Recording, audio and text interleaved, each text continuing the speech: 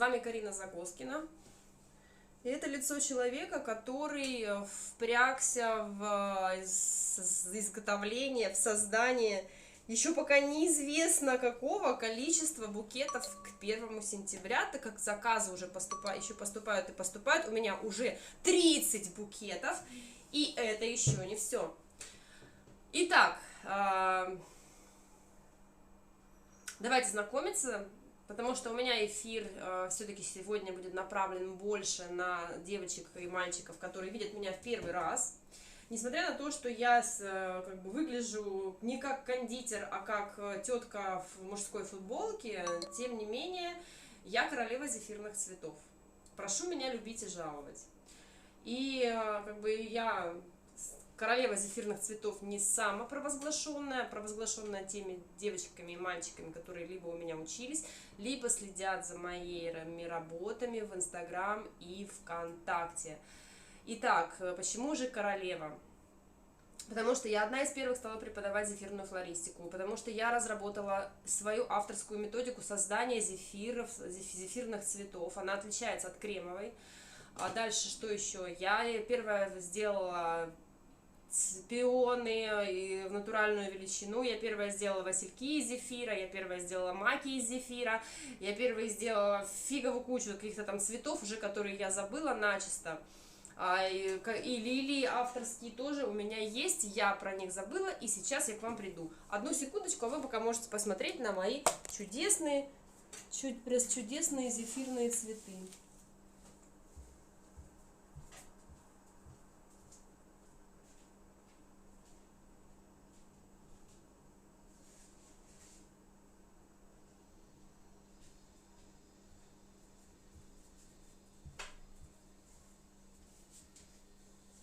Посмотрели? Теперь дальше смотрим. Значит, я автор вот такой вот шикарной, огромной лилии в натуральную величину из зефира.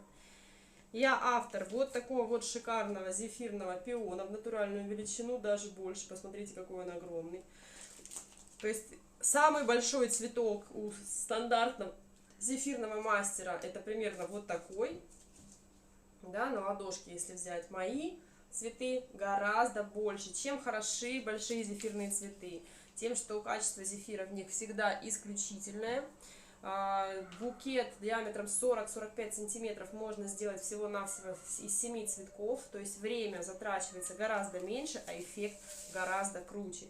Те девочки, которые, мальчики, учились у меня на курсе, естественно, если они умеют делать цветы из зефира такие огромные, то никаких трудностей у них не возникает при изготовлении маленьких цветочков. Они такие цветочки щелкают, как орешки. То есть никакого ущерба от того, что вы учитесь делать такие цветы, а не вот такие массипусечные, нет. Я автор зефира, который можно сделать любым агаром. Никаких супер-пупер агаров супер хорошего качества, итальянских и каких угодно не нужно. Я первая стала делать малосладкий зефир, так как просто терпеть не могла никогда зефир обычный из-за того, что он очень сладкий. Так, ну что, мы сегодня будем делать какой-то цветок. Я еще пока не знаю какой. Я пока думаю, я не думаю, я знаю, мы будем делать с вами сегодня игольчатую хризантему. Вот. Для нее нам необходима насадка номер 227. Это насадка хризантема с перемычкой посередине. Если я сейчас ее найду в своей чудесной коробочке, 1/20 от того количества насадок, которые у меня есть, я с собой привезла, просто небольшое совсем количество. Так, вот она, 227 насадочка. Она у нас вот такая вот, с перемычечкой. Видите, зубик заблестел посередине. Так, сейчас мы все подготовим сначала. Нам понадобится либо нарезанные бумажки, либо готовые стикеры 9 на 9, либо там 8 на 8. Мешки кондитерские. Размер L, одноразовые, китайские, по 250 рублей упаковки. Это кому повезло. как можно обрезать. Тут недавно Монахова показала, умница ей, дай бог здоровья. Берем, втыкаем полностью насадку, обкручиваем ножом. Просто я такой способ не люблю из-за того, что ножи тупятся. Все, снимаем, у нас насадочка готова. Дальше нам необходимо просто взять мешок со срезанным кончиком. Где тут у нас мешок? Взять мешок вот такой большой, 50 сантиметров, туда мы закладываем основной зефир. Карина, а можно показать шаровидную хризантему? Давайте 227 насадкой сделаем шаровидную хризантему. Она, какая разница? Игольчатая, шаровидная, все они одного поля ягоды. Любая хризантема делается одним и тем же, двумя способами, ну как бы по одному и тому же принципу. Единственное, что мы можем, как хотим, располагать в лепестки, да, мы можем либо сложить серединку, а дальше раскрыть, мы можем уже раскрытую серединку делать. То есть я не помню, куда я делала ножницы, они, скорее всего, у меня в другой комнате, и мне лень за ними идти, поэтому я буду ножиком просто отрезать очень аккуратно кончик. Около 1,5 сантиметров нам нужно отрезать. Вот.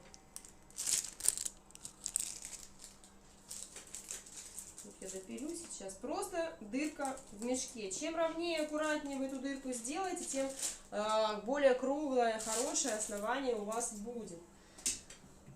Так, что у нас? Ой, спасибо большое, Денис Анатольевич, мне принес ножницы. Вот, отличное дырище. Итак, во-первых, что у нас во-первых? Сейчас я же не буду прям сразу вам начинать эту хризантему. Вы что думаете, вы пришли за халявой просто так? Нет, уж сначала послушайте про меня, какая я классная, какие крутые онлайн-курсы я веду. Значит, я занимаюсь зефирной флористикой всего-навсего 2 года. С 2020 года, с мая месяца, я сделала первые свои зефирные букеты. Цветы я делала раньше, просто складывала их в коробочки, продавала как зефир в коробочках. Вот. Потом у меня, как бы, в интернете я увидела зефирный букет и поняла, что, ой, а что это я делаю? Мне надо букет делать из моих цветов. В общем, короче говоря, меньше года, с мая по март я занималась зефирными букетами на заказ. Я сделала больше, там, не знаю, 5000, наверное, букетов за это время. Набралась немеренного количества опыта, начала справляться с большим количеством заказов в одиночку. То есть у меня было в 1 сентября у меня было 30 букетов или 50, я уже точно не помню, скорее всего 50. А на 8 марта у меня было целых 90 букетов. Я справилась с этим огромным количеством, поняла, что у меня очень крутые навыки, которые интересуют и других людей. И появился спрос на обучение, я поехала учить девочек и мальчиков по городам России. Я проехала за 9 месяцев 17 городов России. Очень сильно устала, у меня был жесточайший график, у меня был 1 город в неделю. Вот. И после того, как я провела половину курсов, я поняла, что все-таки обучение очное малоэффективно. Потому что, несмотря на то, что очное обучение дает там прямой контакт, да, когда вас можно взять в руки, когда вам можно что-то объяснить, но главные минусы очного обучения — ритм, да, темп обучения. Карина, мы все еще под впечатлением от вчерашнего эфира, было очень круто. Спасибо огромное, Наташа. Да, у меня вчера был прямой эфир, посвященный старту продаж моего супер-пупер необыкновенного, ни с чем не сравнимого онлайн-курса. У нас был вчера старт продаж только для своих. Вот. И сейчас я опять подрезюмирую очень быстро. Я ни в коем случае не против очных курсов, но какие минусы? Темп, да, темп обучения. У вас есть ограниченное количество времени, 1 день или 2 дня, в которое вы должны втиснуть определенную информацию в себя и этому обучиться. А так как мы занимаемся зефирной флористикой, это все-таки больше ручная работа.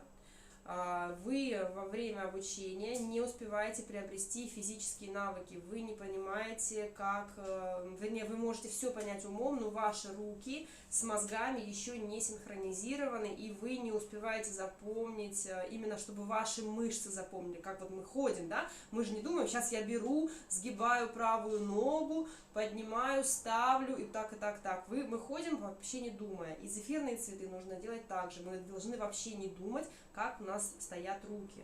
А от того, как у нас стоят руки, все зависит и качество цветка, и красота цветка. Просто очень многие мастера, да практически все, учат каким образом. Ну, у них есть 5-6 красивых цветов, которые они делают постоянно. Они из них миксуют букеты. Можете посмотреть. Они меняют цвет, меняют расположение цветов, да, меняют размер. Но примерно одни и те же цветы. Если даже не 2-3 цветка, только в букетах у них есть. Все. Больше они сами ничего не умеют, да, и других ничему научить не могут. И большинство людей, преподавателей, если вы уже были на курсах, либо очных, либо онлайн, вы обратили внимание, что вам говорят, а делай вот так, делай вот так. И что делай вот так? Просто показывают вам руками, либо берут вас за руки и ведут рукой, да, а что вот так, это непонятно. Эвкверия, это каменная роза, суккулент. Вы вчера ее сделали зеленую. И чем? Пакетом. Класс. Ну да, мы вчера вообще взяли обычный не мешок целлофановый, который называют некоторые мастера пакетами, а мы взяли пакет, кулек, в который складывают сахар, насыпают. Из такого кулька мы отсадили... Что мы отсадили? Астру. Мы отсадили гортензию, мы отсадили суккулент и листочки. Вот. А потом у нас порвался в процессе этот пакет, он не выдержал напора, он не такой прочный, как кондитерский ножик. Ладно, я отвлеклась. Короче говоря, мастера учат вас, делай вот так, вот так, вот так, вот так ведем, вот так, вот туда вот ведем, вот туда ведем. Что за вот туда ведем, непонятно. Поэтому все говорят, ну да, на очных курсах только там и приходится учиться, потому что когда человек тебе говорит, вот туда ведем, и твоей рукой ведет, ты, по крайней мере, пытаешься запомнить, как тебя вели, но, тем не менее, худо-бедно ты научаешься делать именно те цветы, которые дает вам мастер на курсе, и дальше вы делаете просто тупо эти цветы. Все, вы дальше не идете. Чем отличается мое обучение? Я даю вам базу, благодаря которой вы понимать начинаете, что вам нужно сделать рукой, как поставить руку, как повернуть, с какой силой нажать, и у меня каждый цветок разбит на движение. Как это, вы понимаете, что вот одной единственной насадкой можно сделать целых 20 абсолютно разных цветов, начиная от ромашки, заканчивая пионом. И это только потому, даже лилию можно сделать насадкой 126, 128 или 201. То есть прямой лепесток розы, ей практически можно сделать все. Это самый базовый, самый первый, наверное, вообще самая первая насадка, которая появилась в кремовой флористике.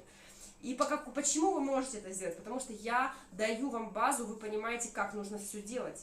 И не так, что вот так вот делай, вот туда веди и вот туда поставь, а именно словами объясняю. Помимо этого у меня есть отдельные вводные уроки по положению рук, по положению тела, потому что вы должны понимать и чувствовать по архитектуре цветка. Кстати, слово архитектура цветка ввела в кондитерское понятие я. Сейчас я опять слышу это от других мастеров. Вот, то есть мы смотрим, мы разбираем цветок, мы смотрим его и понимаем, как нам нужно сделать так, чтобы этот цветок у нас был максимально живой. У меня есть сейчас, у меня продается сейчас запись обучающего марафона. Это не курс, это обучающий марафон, то есть в формате вот в таком, как мы сейчас с вами общаемся. Мы там делаем 3 осенних букета охрененных. Можете пройти ко мне на страничку и посмотреть. Мы берем фотографию живых цветов, и каждый цветок мы разбираем по фотографии. Мы говорим, ага, вот этот цветок, он состоит из этого, из этого, этого. Каким насадком? Я все рассказываю, мы расписываем все на бумажке на этом марафоне. Какой насадкой делать, как делать, что еще нужно применить, в какой технике. Мы расписываем каждый букет по этапам. Садимся и делаем, и в результате собираем шикарнейшие букеты. Там есть фото букета, живого фото букета, уже сделанного из зефира. Девочки, кто был у меня на осеннем марафоне на прямых эфирах, подтвердите. Эфиры в записи в закрытой группе ВКонтакте. Если вы хотите, они вечный доступ, хотите вписаться в этот марафон, там есть поддержка, чат поддержки, где можно задавать вопросы. Мы сделали там 2 рецепта зефира, заварной зефир и классический зефир. Мы там освоили кучу техник, у нас там есть и на палочках какие-то там цветы, у нас есть лохматая зелень, ягодки на палочках, в общем, ну там, что у нас там было, господи, у нас там был этот гипиаструм, у нас там была роза, плотный бутон, у нас там был подсолнух в 3 техниках, гипиаструм в 3 техниках, ромашка необычная такая, прикольная, с большой серединкой, с маленькими лепесточками, у нас был гиперикум, у нас были такие еще на палочках красные ягодки мы делали, очень крутые, они классно смотрятся в букетах, их можно там по-разному импровизировать ими. Господи, напомните, зелень у нас были, листья мы делали всякие разные. Мы 3 вида или 4 вида листьев делали. Еще такие лохматые, пушистые, короче, веточки делали тоже зефирные. Короче говоря, очень крутой, насыщенный марафон. Если хотите слегка прикоснуться, да, посмотреть, что я за преподаватель, каким образом... Как раз сейчас варю персиковое повидло, чтобы зимой шагать с вами. Отлично. Кариночка, как заполнить анкету на курс обучения, если по ссылке не открывается? Девочки, я сейчас обновлю ссылку, подождите, мы просто сейчас меняем содержание анкеты, чтобы как можно больше информации из вас вытащить, чтобы как можно более полезный и нужный курс вам сделать. Вот. Поэтому приходите на марафон, на мой обучающий, он будет постоянно. Больше других курсов пока не продается, только открыта предпродажа на мой крутой курс. Чем мы сейчас занимаемся? Мы не придумываем этот курс из головы, мы занимаемся сейчас опросами. Сейчас у меня есть анкета. По ссылке, у меня это на моей странице, по ссылке проходите, заполняете анкету. Либо вы отвечаете на вопросы там, если там не будет никаких вопросов, вам попросят оставить номер телефона и время, когда с вами можно связаться. Или я, или кто-то из моих помощников, мы с вами свяжемся и пообщаемся. Мы хотим сделать максимально близкий и нужный курс именно для вас. То, что интересно именно вам. Это касается не только на зефирной флористике. Там будут разделы по продажам, обязательно. Как продавать ваши букеты, каким образом продавать, где искать клиентов, потому что мало делать красивые цветы. Можно делать обалденные цветы, сидеть просто на жопе ровно, не зная, куда их продавать и кому. И очень обидно отдавать их за копейки. Эту проблему сейчас можно решить через интернет. Мои цветы можно продавать и отправлять их почтой России по всей стране, по всему миру. Вот вчера мой пион уехал в другую страну, например, на самолете. Вот, поэтому...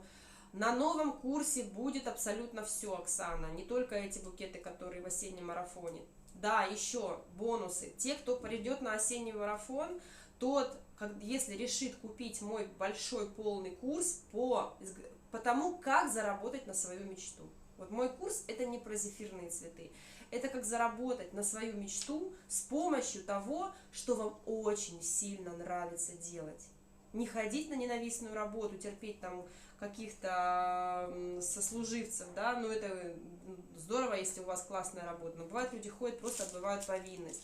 А заняться тем, что действительно вам нравится, от чего у вас поет душа, что вас вдохновляет, и с помощью этого получить ту сумму денег, получать регулярно, которая позволит вам ваши мечты, самые сокровенные, может быть, самые глупые, над которыми смеются ваши родные, но это ваша мечта, потому что это ваша жизнь. И больше другой жизни не будут, и пусть они смеются, а вы сделаете то, что вам необходимо, то, что вам нравится. И вы станете самым счастливым человеком. Так что мой курс — это дорога просто к счастью. Я не шучу. То есть я через это сама иду, и у меня тоже проблемы с продажами, с поиском клиентов и с прочими вещами. Я тоже буду вместе с вами в этих блоках учиться, я буду присутствовать на прямых эфирах. У нас не будет курса, который просто так вы купили и ходите, смотрите видео, когда вам хочется. Вы обучаетесь, вот я заговорила о плюсах и минусах онлайна, я хотела очень быстро, постараюсь покороче. Минус очного: маленькое количество времени, вы не сможете отработать технику. То количество информации, какой бы крутой мастер ни был, вот я по себе сужу, я впихивала в девочек за эти 20-22 часа, 2 дня по 10 часов, по 10-12 часов мы работали. Огромное количество информации. Девчонки были счастливы и рады, что они получили столько информации, но ее было очень много. И за очень короткое время. Она просто не усваивалась. И девчонки уходили, по факту, после очного курса запоминается 30% информации. А если ты пытаешься на курсе записывать, то ты вообще ничего не запомнишь. Даже если ты записываешь, ты приходишь домой, отдыхаешь от курса, делаешь все свои дела, которые у тебя накопились за эти 2 дня, пока тебя не было дома, возвращаешься к записям, и ты не понимаешь половины, что ты написал. Кое-что ты вспомнишь, но все равно. У очного онлайн-курса вся информация именно в той форме, которую ты первый раз услышал, рассчитана на то, чтобы ты ее воспринял и усвоил максимально на 100%, она всегда остается с тобой.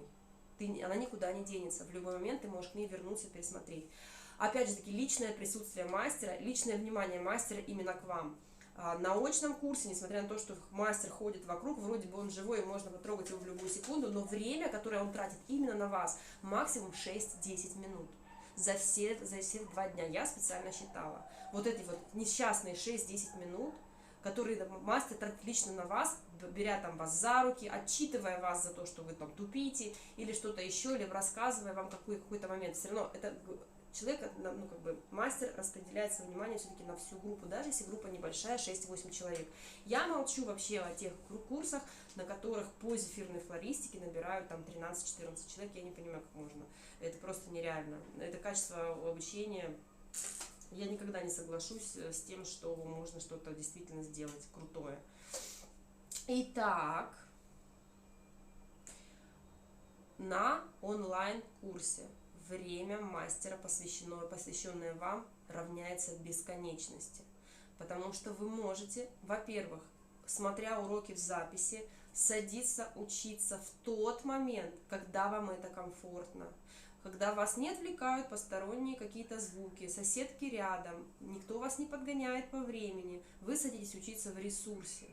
То есть это уже огромный плюс, это сразу плюс 100, как говорится, процентов к усваиваемости материала. Вы можете в любой момент остановить видео, перемотать, прослушать еще раз. Никто вас за то, что вы переспросили, допустим, на очном курсе, не шикнет, не закатит глаза, никому это не понравится, все будут счастливы и рады вам рассказать 100 по 100 миллионов раз.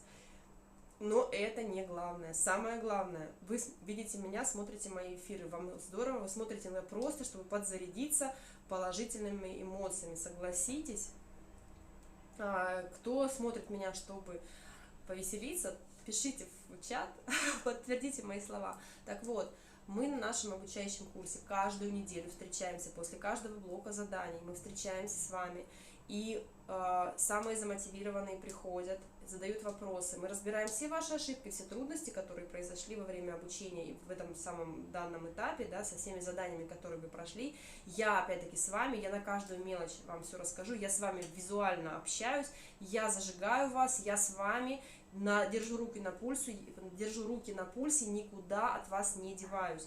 Естественно, всем хочется присутствовать на таком живом эфире, и поэтому все начинают делать домашние задания. Плюс еще в конце каждого блока вас ждут определенные ништяки, которые не связаны, допустим, с зефирной флористикой. У меня же огромный опыт тортов. Мы можем сделать с вами еще и, опять же таки, мы это все узнаем в анкете, когда с вами будем общаться, задавать вам вопросы. У нас, получается, курс мой создан именно для вас. Вот для той самой вас, которая оставила телефон и которая ждет звонка, и с которой мы будем общаться и спрашивать. Вы рассказывайте, пожалуйста, именно то, что вы хотите.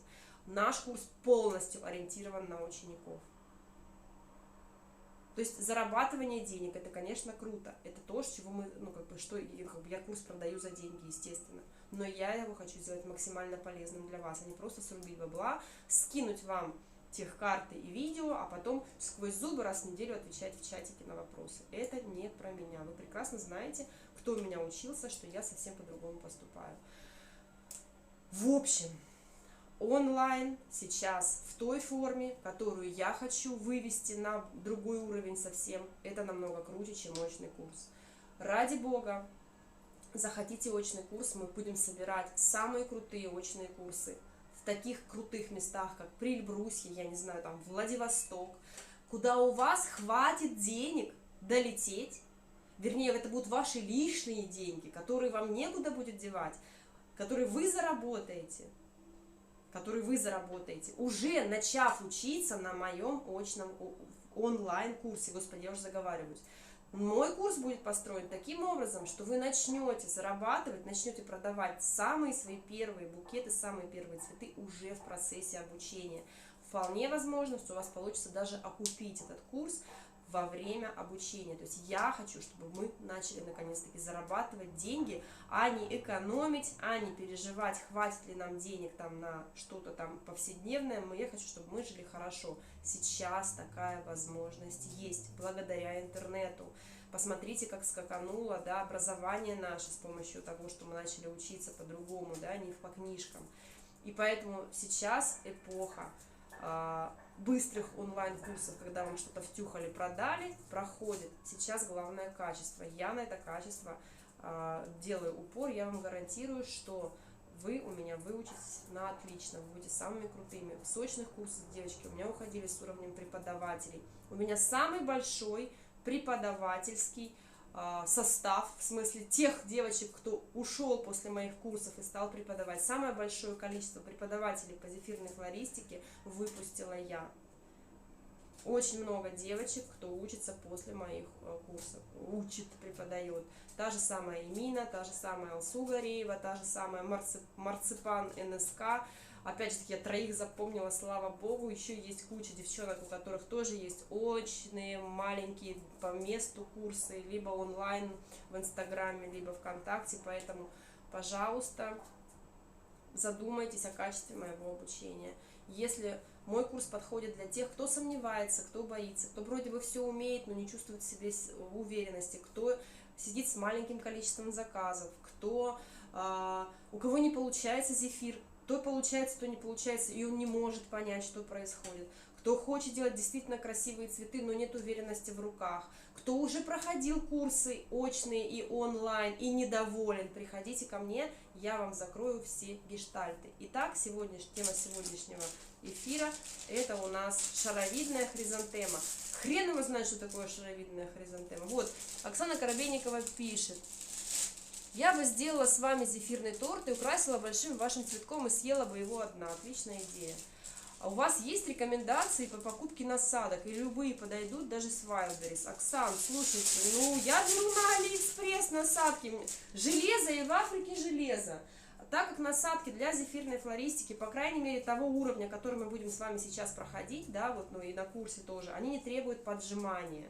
Их не надо не поджимать. Я уже начала какие-то насадки поджимать, потому что у меня пальцы веером, как бы сопли пузырями. Я уже крутая, я уже понимаю, как себя ведет зефир, поэтому я могу пытаться делать в корейской технике пионы, вот эти вот все с большим. Сейчас все тоже понеслись, я смотрю, Забалуева, и Мина начала, Астра, Дива Букет начали. Дива Букет она и так, она корейской техникой. Как бы в Корее училась, она раньше делала капкейки в корейской технике, понятно, тоже осваивается потихонечку. Мне вот интересно, что они меня все позабанили? Но это я молчу, ладно. Не любят меня, не любят. В общем, насадка, этот мешок без насадки. Насадка 227. Большой мешок для зефира. Мы сегодня делать будем клубничный. То есть, помимо, значит, что там, там куча всяких ништяков. Вот если придете ко мне на осенний марафон, приходите ко мне на осенний марафон, пишите мне, заходите ко мне на страничку Пекарина School, пишите мне в личные сообщения слово «хочу», я вам вышлю информацию по стоимости. Сейчас он стоит у меня 4000, этот марафон обучающий, где мы делаем букеты по фотографии живых цветов. Если же вы хотите в нем участвовать, то давайте придумаем какой-нибудь промокод. Давайте придумаем промокод «Осень». По этому промокоду у вас будет скидка 3490. вход на марафон. Так, сейчас я достану белок. Запомнили? Запоминайте.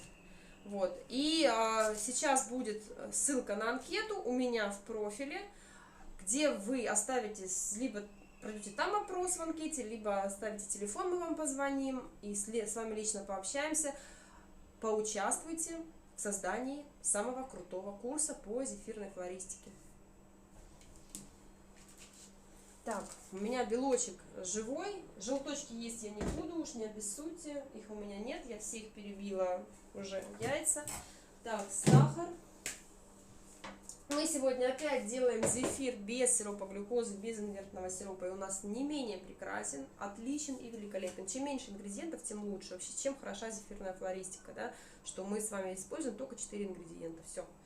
Никакого мытья, никаких там упахиваний, ушатываний и прочего. Не, у нас сегодня будет не клубничный, у нас сегодня будет малиновый. Вот такие, кстати, вот такое варенье, которое использую я, тоже мои ученики. Именно ученики с курса. Марафонцы не получают, к сожалению. Ученики с курса получают пароли и явки, как если, допустим, у вас уже большое количество заказов, заготавливать впрок не всегда хватает времени. А вот это варенье, оно отлично взбивается, просто супер. И экономит ваше время, вам не приходится часть времени тратить на приготовление пюре. Это огромное преимущество. Единственное, что, конечно, вообще это варенье очень вкусное, его можно использовать и дома есть, как бы, да, использовать в выпечке, в начинках для торта, и оно вообще прекрасное. Я его проблендерила и протерла, а так оно обычно ягодками, там плавают ягодки. Либо там кусочки персика, либо целая прям клубничка. Я все это безжалостно уничтожила блендером, потому что мне нужно делать зефирные цветы, а не жрать это все. Итак, что там за вопросы у наших матросов? Так, промокод какой? Промокод осень. Осень. Промокод осень это для осеннего марафона. Сходя по ссылке по анкете, заполнив анкету, вы получите скидку на мой курс, новый, уникальный онлайн-курс, на котором вы обучаетесь круче, чем очно. Скидку целых 20%. Стоимости курса пока нет. Мы просто, сейчас ведем переговоры с самыми крутыми спецами по фотографии, домашней фотографии. Как я говорила, говнотелефоном нашим. В говноквартире не в смысле, что ваша квартира плохая, а в то, что это не студия, не фотостудия. Вот, поэтому в домашних, по фотографии, по крутой фотографии, в домашних условиях, то есть не нужно прыгать выше головы, а именно из того, что вы имеете, чтобы делать максимально крутые фотки, потому что у нас продает визуал, так как мы работаем все равно через интернет. Вот, по продажам, мы тоже с крутыми специалистами, по ведению соцсетей, чтобы у вас были как конфетка просто соцсети, чтобы вы могли набирать подписчиков. Потом мы будем работать, мы будем продавать наши букеты, наши цветы на Wildberries, на Озоне. То есть мы захватим весь интернет, мы покроем всю планету нашими самыми крутыми, самыми вкусными и самыми красивыми цветами, потому что мой зефир еще и самый вкусный. Так, что я делаю? Я делаю что? Я варенье положила сюда. Дальше белок. Обычно, сначала лучше удобнее класть белок, чтобы не перелить. Вот. Удобнее класть белок, а потом класть варенье. Значит, по поводу рецепта. Рецепт зефира будет опубликован у меня на странице. Или я вообще думаю... Может быть, вообще, то есть, он будет доступен для подписчиков. Кто подписался на мою страницу, тот получает рецепт. Я подумаю, как это лучше сделать, чтобы гарантированно люди на меня подписывались, раз уж вы пришли на бесплатный марафон. Я кладу немножечко лимонной кислоты, для того, чтобы зефир был менее приторный, и лимонная кислота препятствует засахариванию зефира, что является консервантом, да, все вот эти вот наши сиропы глюкозы, инвертные сиропы мы добавляем для того, чтобы наш зефир при хранении не засахарился. Я не знаю, правда, зачем столько времени хранить зефир, чтобы он наш засахарился, но тем не менее. Итак, Белок и варенье у нас в чаше миксера. Зефир я делаю по классической технологии, потому что получается он по объему больше, чем заварной, поэтому у нас получится большее количество цветов. А чем больше цветов у нас с одного замеса, тем быстрее мы отстреляемся и пойдем с вами смотреть ваши любимые сериалы, или чем там, или возиться с детьми, или гулять, или еще заняться шопингом, или просто дрыхнуть. Так, дальше в ковшик у нас с вами идет вода.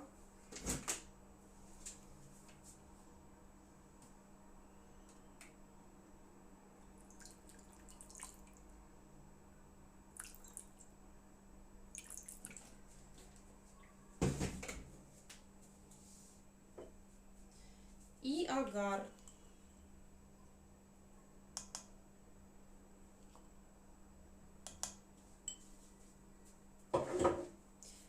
Перемешиваем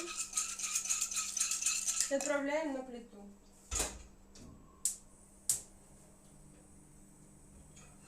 У меня сейчас газовая плита, индукцию я убрала пока, вернее, я сейчас не дома.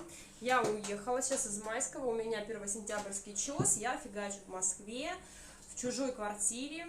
Вот, пытаюсь в малюсенькой квартире однокомнатной организовать цех по производству зефирных букетов, потому что букетов будет у меня немерено. Посмотрим, как я справлюсь. Опять же таки, это тоже прекрасный кейс, если говорить о том, чему я учу, насколько эффективно мое обучение. У меня в моем курсе тоже будет отдельный блок, как сделать так, чтобы дома устроить себе перед праздниками целый цех и максимально эффективно сделать максимально большое количество букетов, совмещая его с работой, либо с основным родом деятельности.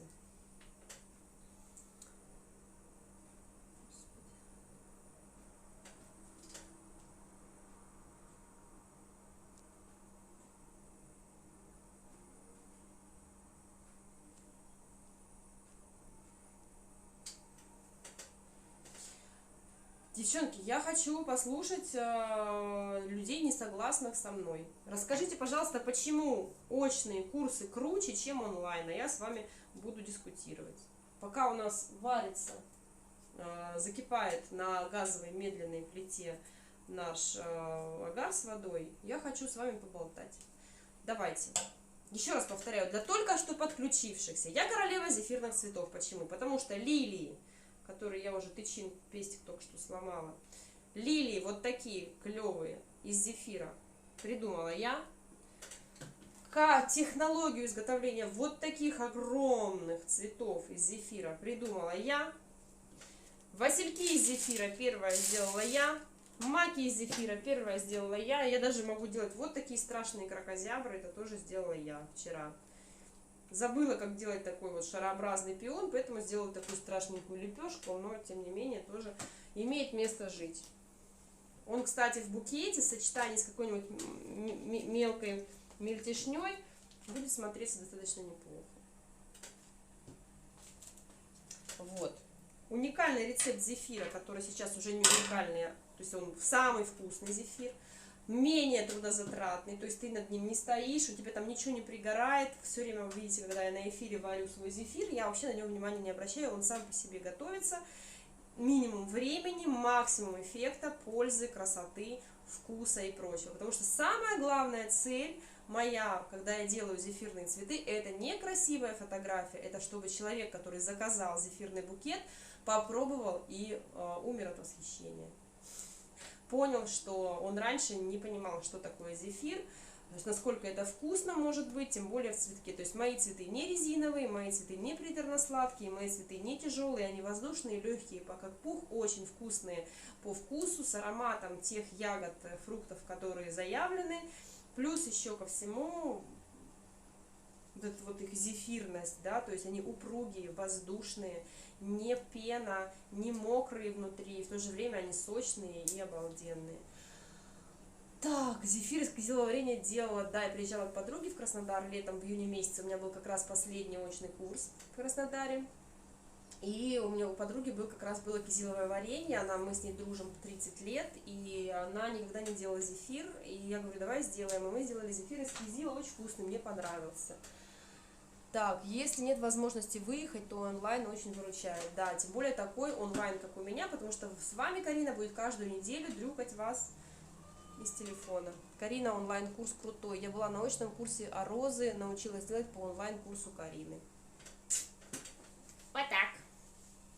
Спасибо, Наташа, огромное. У меня Наташа бесплатный промоутер, блин. Мне нужно скоро ей бонусами платить. Либо уже деньги. Значит, смотрите, у нас с вами поварился агар. Что у нас получилось? Агар с водой мы смешали. Получился густой гель. Дальше мы в этот густой гель добавляем сахар.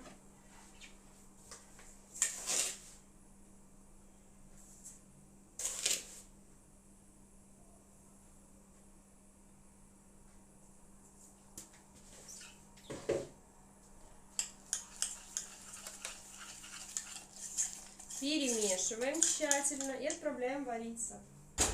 И сейчас мы с вами дальше делаем следующее. Мы включаем с вами миксер. Так как я буду медленно работать, показывать вам, что я делаю, поэтому я свой зефир грею. Вы можете делать свой зефир на обычном планетарном миксере или даже миксером с двумя венчиками. Согласна, что не у всех может получаться.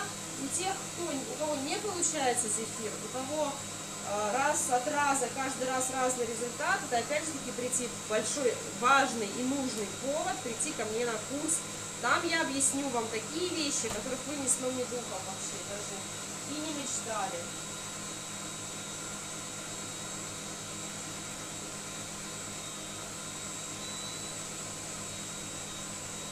У меня подогрев на 65 градусов. Взбиваем мы на средней скорости. Мешаем, ждем, болтаем. Еще жду вопросики, потому что мне скучно. Это вам, блин, не индукция, приходится ждать. Когда я делаю цветы, у меня здесь прямо на поверхности газовой плиты стоит индукционная плитка. Но сейчас я просто не стала этого делать, это не эстетично, потому что здесь стоит доска, на доске плита. В общем.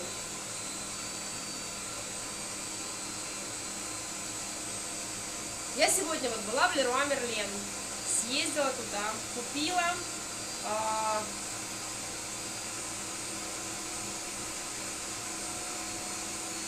как это говорится, составляющие для сушки для зефира. Пойдемте я вам покажу. Сейчас посмотрю, что тут как.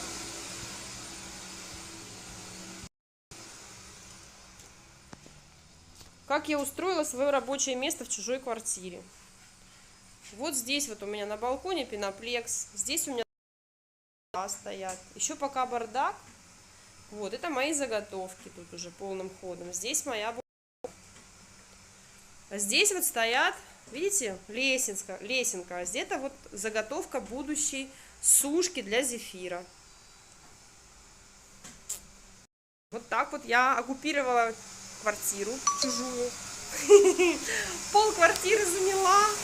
И буду сидеть делать цветы. По-моему, что-то у меня с яркостью.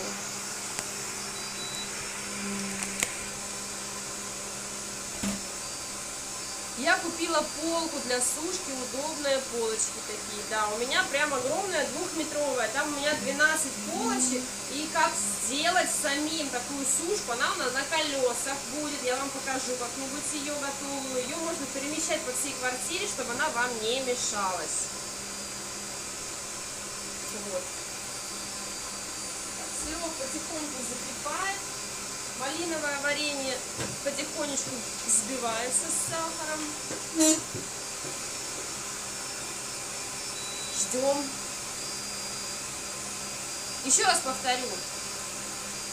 Плюсы очных курсов в том, что вы видите мастера вживую, вы поменяли обстановку, да, вы из дома выехали куда-то,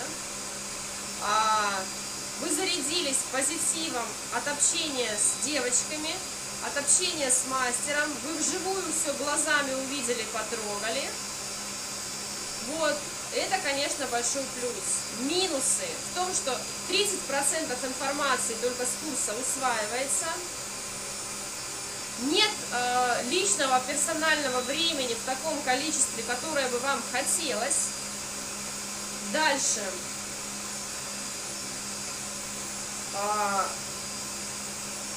Информация, которая дается на онлайн-курсе, остается вашей 100%, всегда с вами, и она никуда не исчезает. Вы, если что-то забыли в первый раз, вы всегда можете вернуться.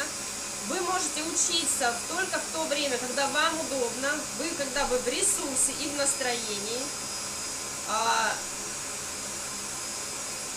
Еженедельные встречи лично с мастером, да, видео встречи дисциплинируют. Вы понимаете, что если вы хотите попасть на прямой эфир, если вы хотите получить от него максимально пользы, вам нужно заниматься, вам нужно проделать ту работу, которая задана вам на эту неделю, чтобы прийти на эфир с вопросами. Не просто посидеть, послушать, как Карина там пляшет, да, а посмотреть и послушать важное для вас, услышать ответы на ваши вопросы.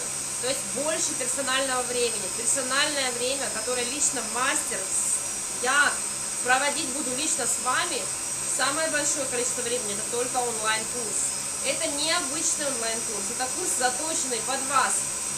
Он строится на базе опроса. За то, что вы делитесь своей, даже если вы не пойдете ко мне на курс, но если вы поделитесь со мной своими желаниями, что вы хотите узнать в зефирной флористике, и не только, потому что я 25 лет занимаюсь кондитеркой. Я делала торты для звезд, для всяких там шишек, торты всякие разные делала, для детей с супер-пупер составом безопасным, для веганов, для кого угодно. Просто я об этом не говорю, я от них устала. Но я думаю, что поработав с вами, поработав на онлайн-курсе, я немного отдохну, я обязательно вернусь к кондитерке, и мы сделаем еще по кондитерке такой же курс, когда с вами будут за ручку нянчиться, целовать вас в попу и растить из вас самых крутых мастеров. В конце концов, я финалистка шоу «Кондитер 3». Акзамов был в восторге от моего торта по вкусу. Вся съемочная группа, я приперла на съемки торт весом 5 килограммов огромный, если не 7. Его сожрали за 1 секунду. Заметьте, съемочная группа, которая снимает конкурс кондитеров, который каждый приносит торт и оставляет. Тем не менее, мой торт съели до последней крошки. Тут же. Да, Оксана, мы весь процесс взбивания, как включили температуру 65 градусов, так она у нас всегда и остается. За счет того, что белок у нас смешан с вареньем, сахар не дает свариться нашему белку.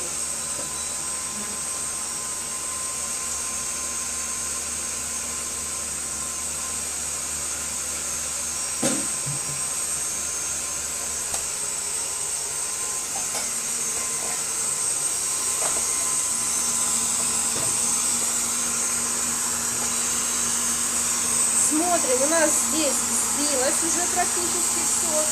У нас здесь сварился сироп, посмотрите, какой тянется. Мы сироп варим только по внешнему виду, никаких таймеров, никаких градусов, ничего. Начинаем вливать.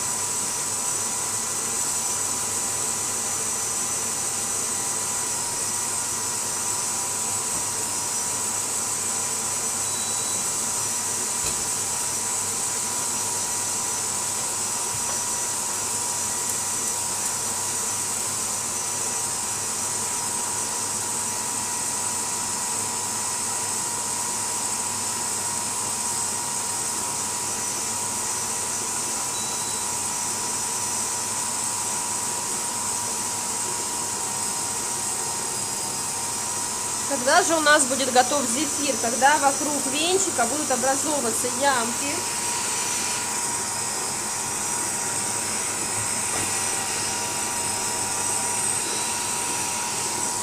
И зефир начнет хлопать.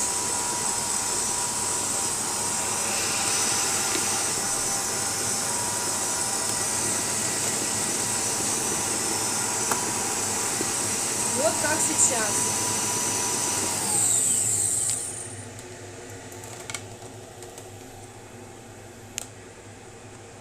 И снова здравствуйте.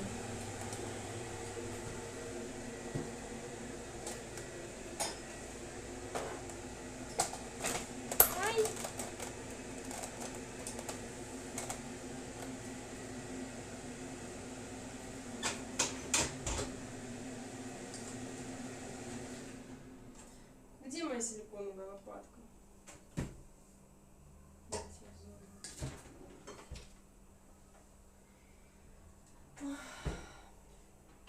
Я буду делать силиконовые лопатки теперь на маленькой кухне, где практически ничего нет. Карина продолжает. А, вот они уехали. Я думала, я опять сделала Нарнию, в которой все пропадает, как у меня обычно это в мастерской.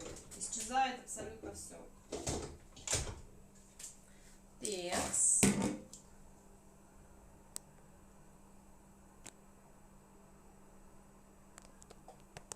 Господи, еще один кретин явился на эфир. Мы кретинов на эфире любим, так что можешь продолжать. Так. Господи, прости. Психически неравновешенный человек. Так, миксер я привезла с собой, конечно. Удалить комментарий. Удалить комментарий. Игорь, добрый вечер. У меня тут, пока я взбивала зефир, залетел какой-то придурок на эфир. Сейчас мы его удалим. Итак, наш зефир готов.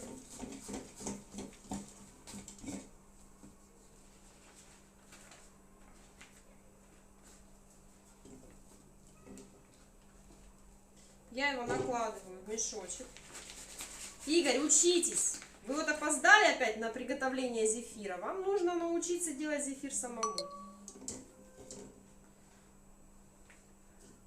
И понять, а потом это курсы вести по зефиру. Так.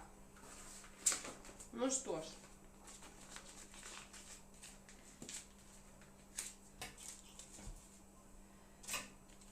Переложили мы зефир в наш мешочек.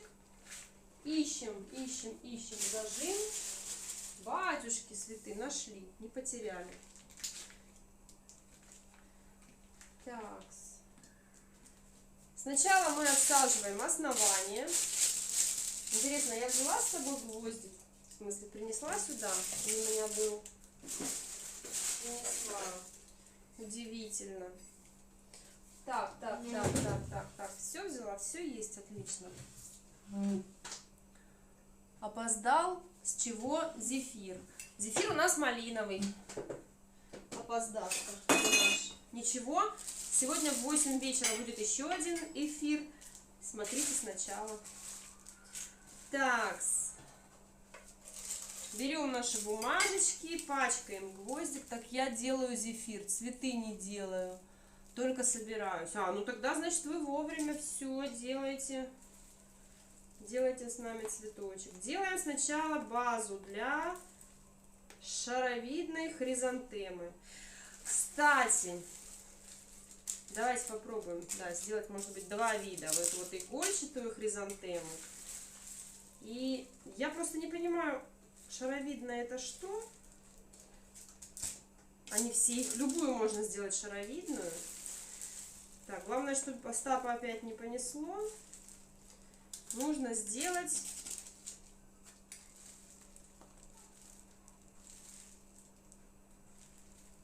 я 4 опять сделаю, посмотрю, хватит, не хватит. Итак, нам нужно сделать всегда основание, да, для цветочка. Если у нас цветочек имеет форму либо шара, либо полусферы, у нас всегда внутри цветка должно быть основание. И на ляжках здесь нет. Все, 227 насадка у нас в деле. Ставим ее улыбкой, как бы она улыбается. И погнали. Делаем верхушечку. Мы сейчас сделаем хризантему полностью закрытую. На шар похоже. Да, 2 мешка помогают сохранить тепло. Это не 2 мешка, это теплый мешок. А там мешок большой, мы перекладываем из насадки, это как переходник у нас получается, маленькие мешки. Закрываем мы серединку каким образом? Мы навстречу друг другу делаем вот такие вот лепесточки. Плохо отсвечивает все время адски. Если я выключу свет, будет очень темно. А, кстати, ну зато будет видно. Сейчас я поближе подойду. Да. Вот, видите, навстречу друг дружке.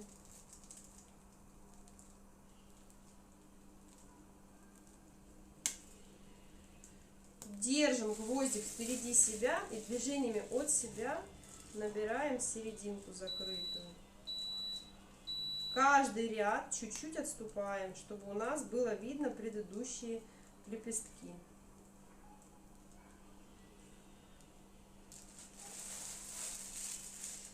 Дальше мы делаем лепесточки, которые уже отходят наверх, смотрят. Просто начинаем с правой стороны хризантемы, так, чтобы они смотрели наверх.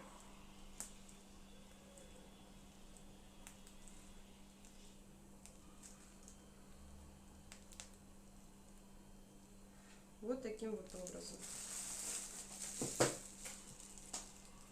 Включите свет! Так что не видно, так наоборот все видно. Мне так больше нравится. И все, теперь наша задача, чтобы наши лепестки начали разваливаться, расходиться в стороны от середины.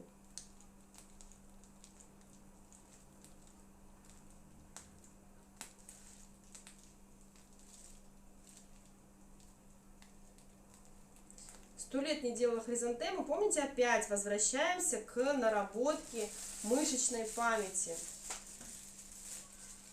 Если вот я долго хризантему не делаю, у меня начинают в разные стороны плясать лепесточки. Потому что рука забывает, даже у мастера, что делать и как. Поэтому самое важное, это, конечно же, как сделать цветок, да, информация, которую нужно запомнить. Но еще гораздо более важно наработать правильную постановку руки, чтобы наш мозг запомнил, что нужно делать. Если мы это запоминаем, тогда у нас цветы начинают отскакивать от зубов, как говорится. Мы с закрытыми глазами можем делать все, что хотим и как хотим. И этот навык вам поможет наработать именно онлайн-курс. Потому что там вы в спокойной обстановке, в удобное для вас время, совершенно спокойно сможете затрабатывать столько, сколько лично вам необходимо. А не так, все, делаем 5 заготовочек и давай до свидания. Кто не успел, сорян. Вот такая вот хризантемка у нас получается.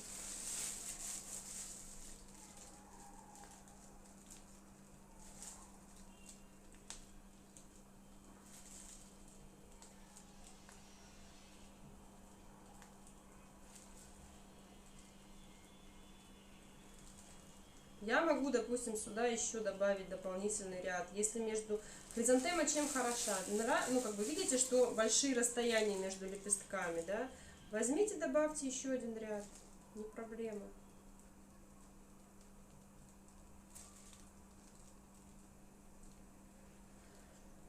Вот такая хризантемочка у нас получилась. Можно сюда добавить еще один ряд. Прямо на верхушку, если хотите ее позаполнить побольше. Дорабатывайте уже как хотите, как вам нравится. Здравствуйте, Владимир Николаевич. Какого же вы тут поваренка увидели? Тут это, тетка в мужской футболке.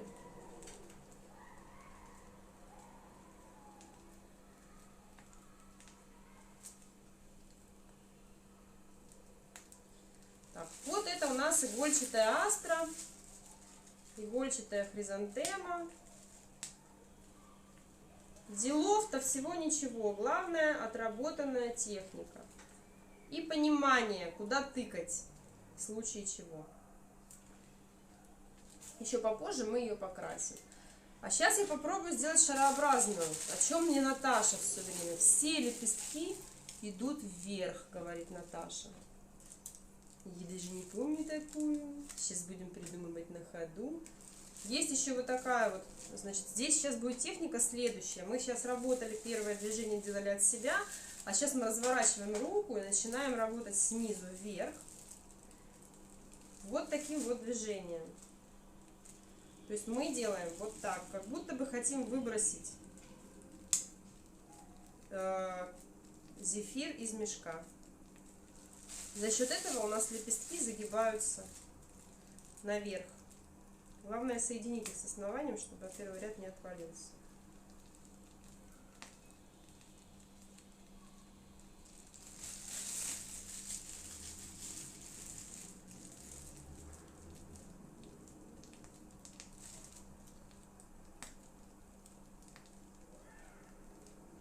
Вот, видите, как получается?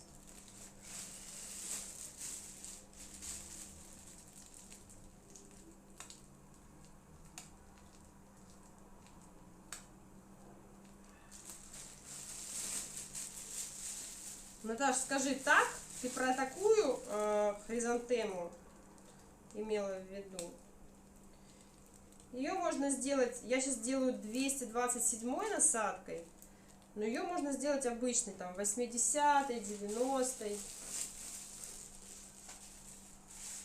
79-й, даже 401-я, она будет просто здоровущая.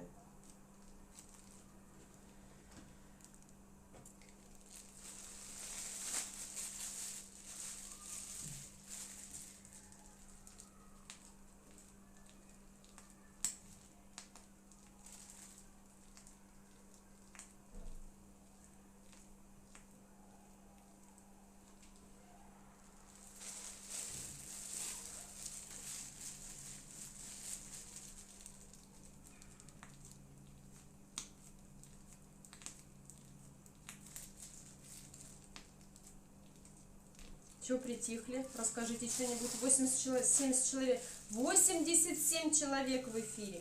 А, я забыла, я же еще лютик придумала цветок. Бешеный ранункулюс который. Правда, он у меня страшненький здесь не получился, я его не покажу вам. Что это будет, я не знаю. Ну, вроде такая шарообразная хризантема, если мне память не изменяет.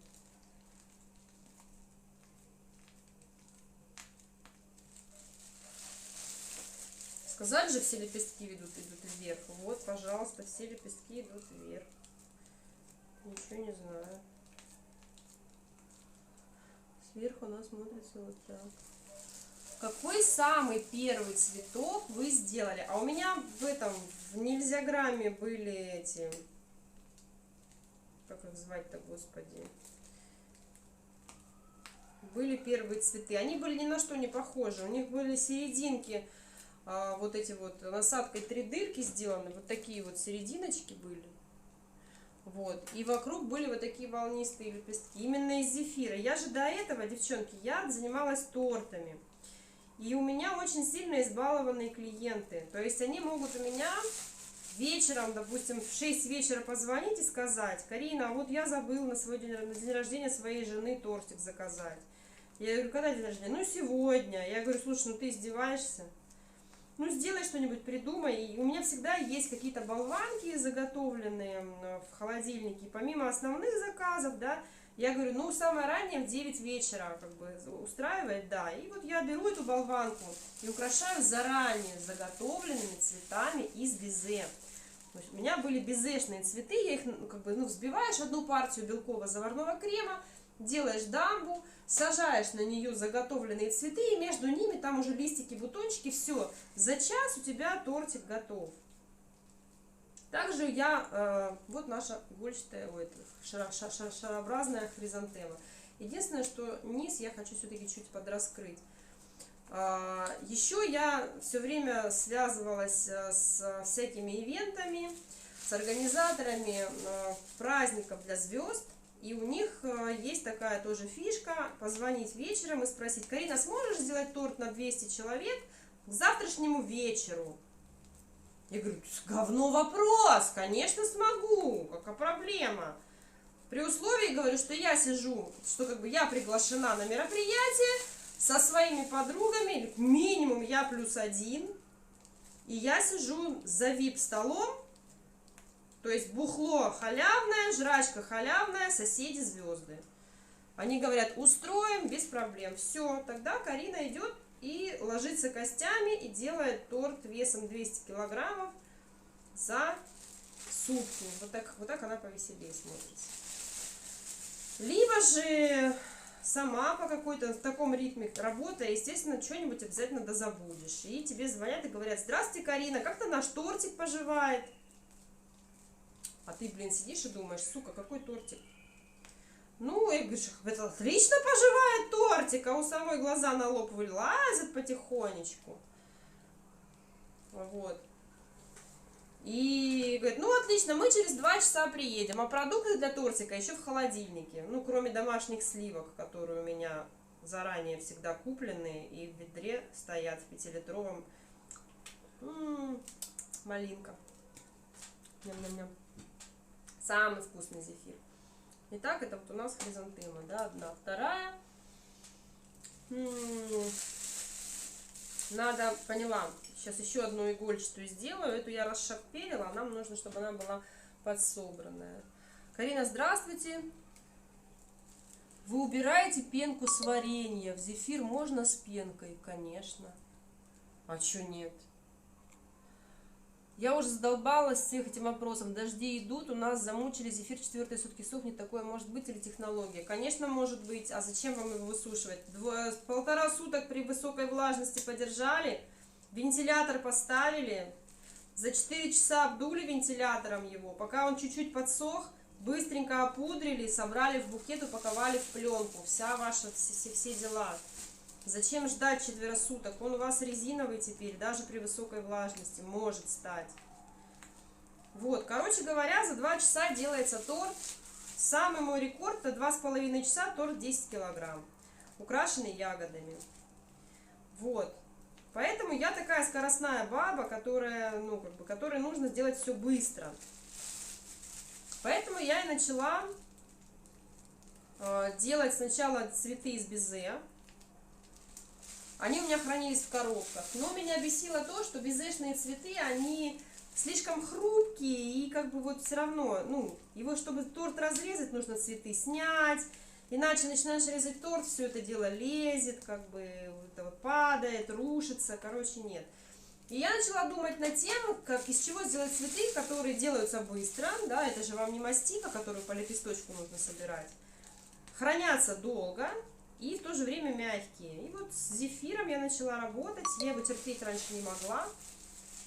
Посмотрела один единственный ГОСТовский рецепт, ужаснулась, как бы, и стала разрабатывать свой. Вот, разработала свой зефир с маленьким содержанием сахара. Начала делать зефирные цветы. Ну, как бы, делаю зефирные цветы на торты, складываю их в коробки. И смотрю, коробка-то красивая получается, а чё в эту, ну, коробку для капкейков с окном не сложить и не впендюрить клиенту, да, такие цветочки. И вот так я год эти цветочки впендюривала в коробке и не соображала, что можно сделать из них букеты. Ну, бывает, ну, простите.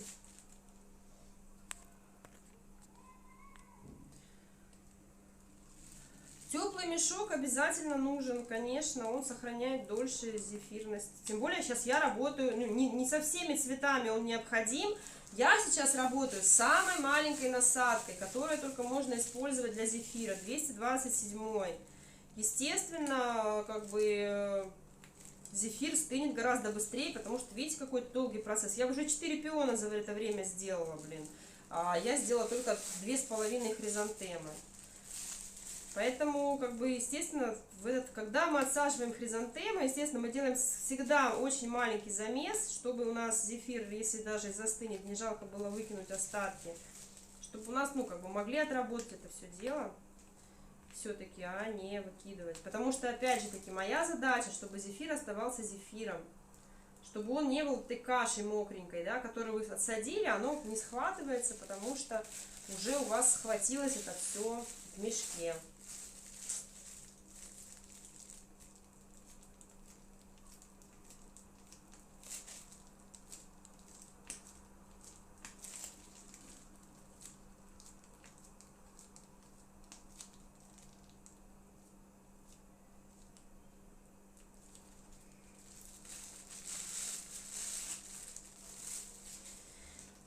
Так что вот.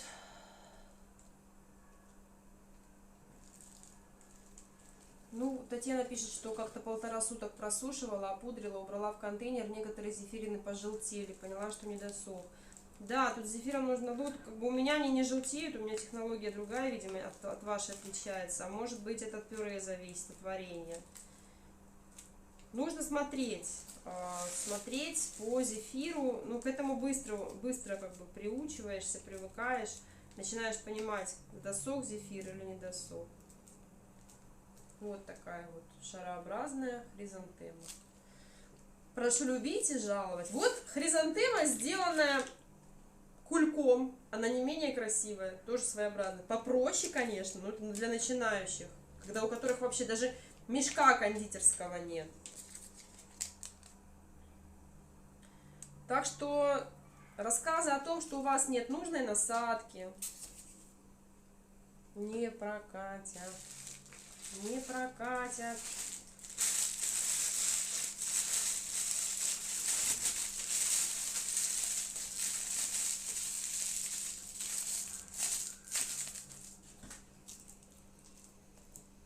Вспоминайте, девочки, кто был на курсе, как... Наташенька, это такая шаровидная эта хризантема, ты о ней говорила? Или вообще о чем? А то ты ушла с эфира, подбила меня на хризантему и...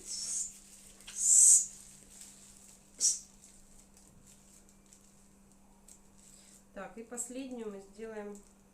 Ой, у меня насадка забилась. Как не гигиенично. Я взяла насадку в рот. Девочки, ну вы же должны понимать, что эти цветы никуда не идут. А бегать, искать гвоздик, этот, зубочистку некогда. Эти цветы сейчас мы отработаем, и они в помоечку улетят.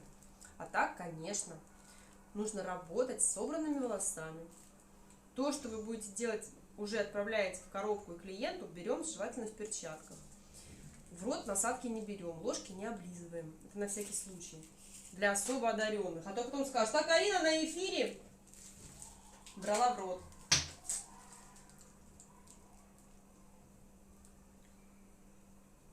Вот что это может быть? Что вот там забилось? И роза не получается, и все. Прям беда. Чуть-чуть круглее, лепестки в центр смотрят. Но принцип поняла. Ну, у меня тоже в центр смотрят. Ну ладно, вот у нас сама судьба говорит о том, что нужно поменять насадку. Забилась насадочка. Забилась. Мы сейчас поменяем ее у нас побольше. И из остатков сделаем другой насадкой.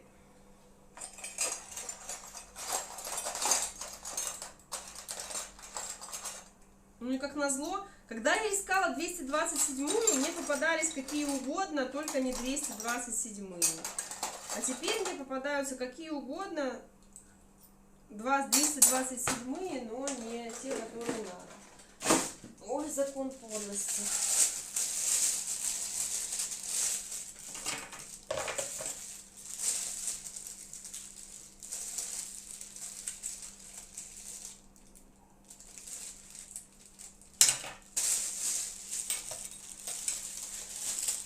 Первый раз вижу, как Карина ест зефир.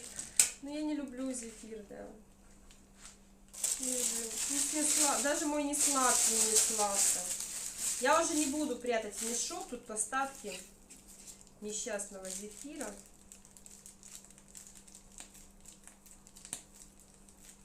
Он уже так помирает слегка. Не, я иногда откусываю. Мне нравится на вкус, именно на вкус больше, потому что, ну, как бы я его очень редко делаю. Заварной, мой заварной. Он такой более плотненький, более вкусненький. Вот смотрите, девчонки, насадка поменялась, и опять уже как бы... Чуть-чуть техника другая. И зефир более жидкий стал в мешке. Он перед тем, как схватиться, он пытается разжижиться. А что, звук не выключен?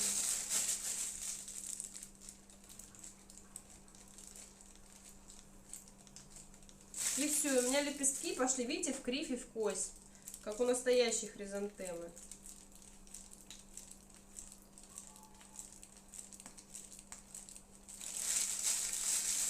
Потому что насадка другая, сила давления другая на мешок. И вот пару рядов проходишь, у тебя рука трясется, потом опять все нормализуется. И пошло-поехало. Поэтому в создании зефирных цветов важна практика. И практика правильная, то есть правильно поставленной рукой. К моему великому счастью, благодаря тому, что я выучила 300 человек с лишним очно, я поняла, как можно объяснить. Да, кстати, я учу левшей. Я учу еще и левшей правыми насадками. Не с насадками для левшей, а правыми я учу. Правыми насадками левых левшей. Вот.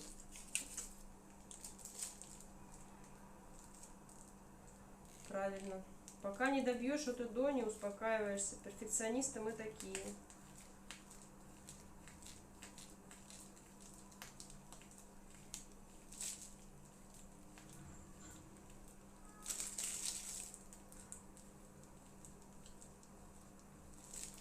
Вот.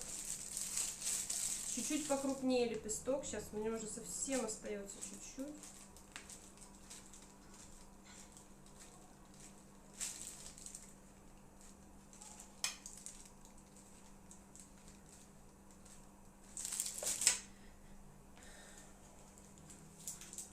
Вот такая хризантема и такая. Насадка 80, насадка 227. Блин, они такие нежненькие, их даже красить, если честно, не хочется. Так, чуть-чуть.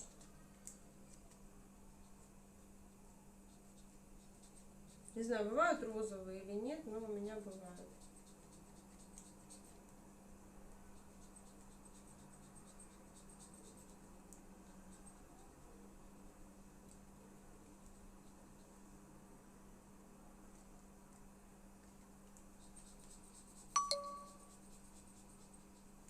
И потемнее серединочку зеленую. Позеленее.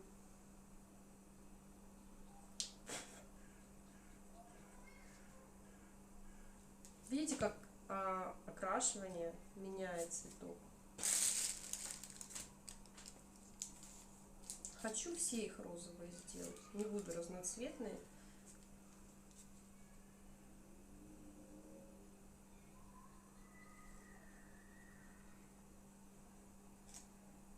А если зефиру дать постоять полчасика, подсохнуть, то у него кончики будут светлые. Вот у меня на розе, посмотрите, видите? У розы край лепестков беленькие, они чуть подсохли, а потом затонировала, и получился вот такой эффект. И у хризантемы такой же может быть. Очень клево.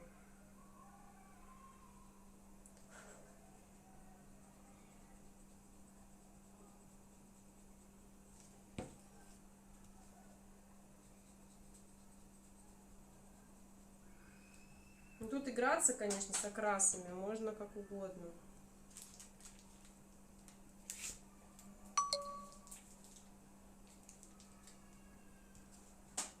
Сейчас попробую снаружи сделать поярче, внутри посветлее.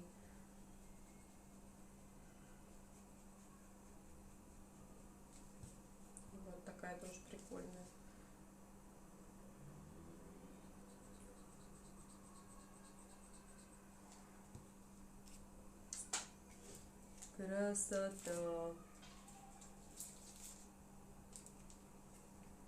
Вот наша игольчатая астра. Тема нашего сегодняшнего эфира.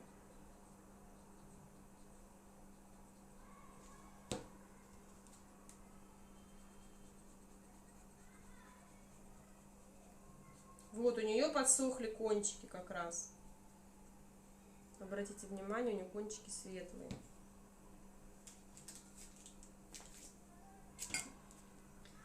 Так что, если хотите научиться зарабатывать деньги на зефирной флористике, добро пожаловать ко мне на онлайн-курс. Уникальный, неповторимый, который нельзя скачать, слить, потому что ваши вопросы, которые лично вы будете задавать, всегда будут освещаться на прямых эфирах.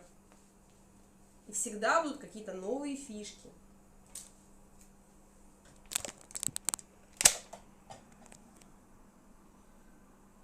А чем вы окрашиваете? Сухим красителем. Розу замутим когда-нибудь обязательно. Вот наши хризантемки. Всякие разные. Какие хотите.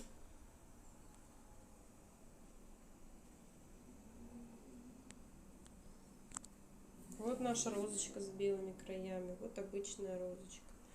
А вот наш пион огромный. И лилия. Лилия.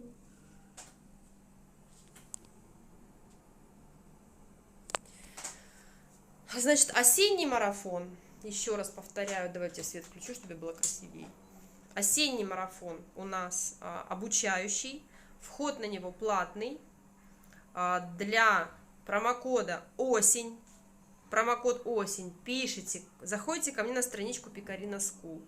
Заходите в личные сообщения, пишите промокод осень и получаете скидку за 3490 рублей. Вы попадаете на самый крутой обучающий марафон осень, где мы делаем 3 букета по фотографии живых цветов. Полностью все разбираем от и до. Кто хочет поучаствовать в создании курса и закрепить на всякий случай за собой вечную скидку 20%, проходим по ссылке, указанной у меня в профиле, тоже заходите ко мне на страничку Пикарина School, там увидите пост с ссылкой, проходите по ссылке, заполняете анкету, либо просто оставляете свой номер телефона и время, когда вам можно позвонить, мы вам звоним, с вами разговариваем, общаемся, узнаем все ваши пожелания, кем бы вы хотели стать, что бы вы хотели сделать, что бы вы хотели узнать от меня, какие бы цветы хотели выучить, в каком формате все это бы хотели видеть. И получаете скидку 20% за то, что вы пришли ко мне помогать. Большое вам спасибо за то, что вы смотрели мой эфир. Приходите, еще раз еще говорю, на курс. Мы будем реально рубить бабло и делать охрененные цветы. До новых встреч. С вами была Карина Загоскина, королева зефирных цветов, которая очень красивую хризантему, целых 2 разновидности сегодня с вами сделала.